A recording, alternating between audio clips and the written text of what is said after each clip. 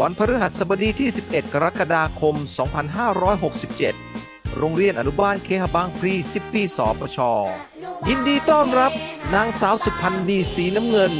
และนางสาวพัทรานิชแก้วมูลเมือง นักศึกษาปริญญาโทสถาบันเทคโนโลยีพระจอมเกล้าเจ้าคุณทหารลาดกระบังในการฝึกปฏิบัติการบริหารสถานศึกษาเพื่อทุกคนชุมชนเมืองใหม่ร่วมใจ